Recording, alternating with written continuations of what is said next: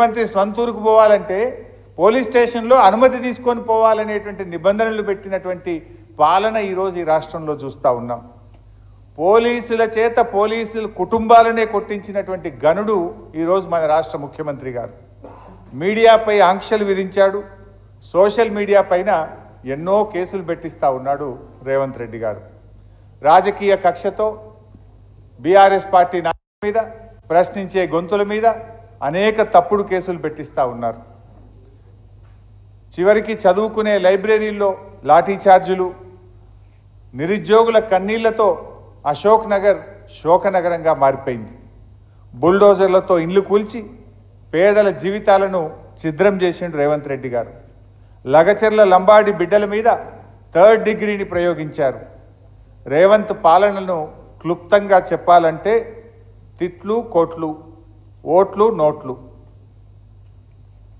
ప్రతిపక్షాలకేమో తిట్లు, ప్రజలకేమో కోట్లు, దేవుళ్ళ మీదనేమో ఓట్లు, తాను తన వారికి అక్రమంగా సంపాదించిన నోట్లు. తిట్లు కోట్లు, ఓట్లు నోట్లు. ఇది రేవంత్ పాలన. ఇక ప్రజా దర్బార్ మేనిఫెస్టోలో 2వ పారాగ్రాఫ్లో చెప్పారు, గత కాంగ్రెస్ ప్రభుత్వంలాగా ముఖ్యమంత్రి గారు తన క్యాంపు కార్యాలయంలో ప్రతిరోజు ప్రజల్ని కలుస్తారు. అది మొదటి రోజు ఒక 5 నిమిషాలతో అయిపోయింది. ఆ మొదటి రోజు పోయి ఒక 5 నిమిషాలు కలిసిండు. తర్వాత ఆ ప్రజా దర్బార్ దిక్కు కనీసం మళ్ళీ కూడా చూడలే ఈ ముఖ్యమంత్రి గారు. కనీసం మంత్రులు కూడా ప్రజా దర్బార్కు పోలేదు. అంటే ప్రజలను కలిసే అవకాశమే లేకుండా పోయింది. చివరికి ముఖ్యమంత్రి గారు సెక్రటరియట్లో ఉండే 6th ఫ్లోర్కు ఎవరిని పోనీయరు. లిఫ్టు కేవలం ముఖ్యమంత్రి గారు తప్ప ఏ లిఫ్ట్ కూడా 6th ఫ్లోర్కు పోకుండా అన్ని లిఫ్ట్లను బ్లాక్ చేశారు. దానికి మీరు జర్నలిస్టులే సాక్ష్యం. మీరు కూడా 6th ఫ్లోర్ పోవాలంటే మీ ఫోన్లు, పెన్నులు, మీ బుక్కులన్నీ కూడా పెట్టి డిపాజిట్ చేసిపోయే పరిస్థితి తెచ్చారంటేనే ఏ రకమైన పాలన ఈ రాష్ట్రంలో జరుగుతూ ఉందో, ప్రజాస్వామ్యం ఎట్లుందో దానికి మీరే సాక్ష్యం. ఇకపోతే అసలు ఈ పాలన, ముఖ్యమంత్రి గారి పాలన ఒక నెగటివ్ యాటిట్యూడ్తో ప్రారంభమైంది. అందుకే అన్ని నెగటివ్ ఫలితాలు వస్తున్నాయి. అసలు ఆయన ప్రారంభమే నేను ప్రజాభవన్ ముందు ఇనుప కంచెలు గులగొడుతున్నా అని ఆయన ప్రారంభమే కూల్చివేతలతో ప్రారంభమైంది. ఆయన అడుగులన్నీ నెగటివ్ యాటిట్యూడ్తోనే ప్రారంభమైనాయి. అంటే ఒక ప్రతికూల దృక్పథంతో, నెగటివ్ యాటిట్యూడ్తో రేవంత్ రెడ్డి పాలన ప్రారంభమైంది. వచ్చి రాగానే అసెంబ్లీలో 6 గ్యారంటీల పైన చట్టబద్ధత తెస్తామనే హామీ ఏదైతే ఇచ్చిండ్రో దాన్ని తుంగలో దొక్కారు. వాళ్ళు ఏమన్నారు, మొదటి అసెంబ్లీలోనే 6 గ్యారంటీల మీద చట్టబద్ధత తెస్తాము అని స్పష్టంగా ఆ రోజు హామీ ఇచ్చారు. మొదటి కాదు, 4 అసెంబ్లీ సమావేశాలైనా ఇప్పటి వరకు 6 గ్యారంటీల మీద చట్టబద్ధత రాలేదు. అసెంబ్లీలో దానికి ప్రవేశం లేదు. ఇచ్చిన హామీలు నెరవేర్చలేని తన అసమర్థతను కప్పిపుచ్చుకోవడానికి శ్వేతపత్రాల పేరిట రోధ పత్రాలను ప్రవేశపెట్టారు. దివాలా తీసిందనే నెగటివ్ ఇమేజు రాష్ట్రం నెత్తిన రుద్దారు. పాము మంత్రం వేసిన వాడు పాము కాటికే పోయినట్టు ఈ ప్రభుత్వం తాము పన్నిన ఉచ్చులో తామే పడ్డారు. దాంతో ఆర్థిక వృద్ధి రేటు మందగించింది. కొత్తగా పెట్టుబడులు రాలేదు. ఉన్న పరిశ్రమలు తరలిపోతున్నాయి. నిర్మాణ రంగం కుదేలైపోయింది. Real estate డమాలైపోయింది. అంటే రేవంత్ యొక్క ఇమ్మెచ్యూరిటీ, ఇన్క్యాపబిలిటీ, నెగటివ్ యాటిట్యూడ్ వల్ల రాష్ట్రం అన్ని రంగాల్లో కూడా నిస్తేజం అలుముకుంటా ఉంది. అదే కేసీఆర్ గారి పాలన మీరు చూసినట్టయితే టోటల్లీ పాజిటివ్ యాటిట్యూడ్. 10 ఏళ్ల కేసీఆర్ గారి పాలన మీరు చూస్తే 62,000 కోట్ల నుంచి బడ్జెట్ను 3 లక్షల కోట్లకు పెంచిన ఘనత కేసీఆర్ గారిది. 5 లక్షలున్న జిఎస్డిపి 14.5 లక్షల కోట్లకు పెంచింది కేసీఆర్ గారి ప్రభుత్వం.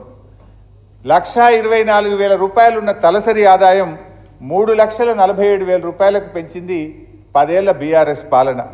27,000 కోట్లున్న సేల్స్ ట్యాక్స్ 73,000 కోట్లకు పెరిగింది.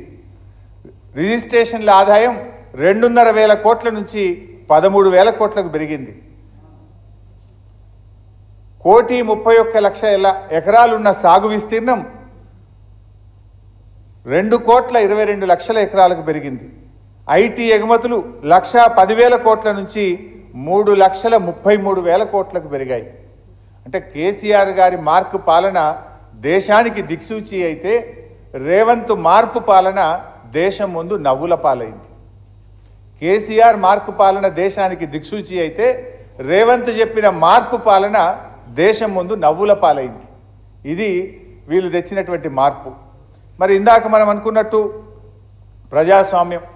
ప్రజాస్వామ్యం అనేది రాష్ట్రంలో కూని అయిపోయింది. వీళ్ళు చెప్పిన 7వ గ్యారంటీ అనేది నవ్వుల పాలైపోయింది. ఒక్కసారి వీళ్ళ ప్రజాస్వామ్యం ఎట్లుందో, ప్రజాపాలన ఎట్లుందో ఒక వీడియో చూద్దాం.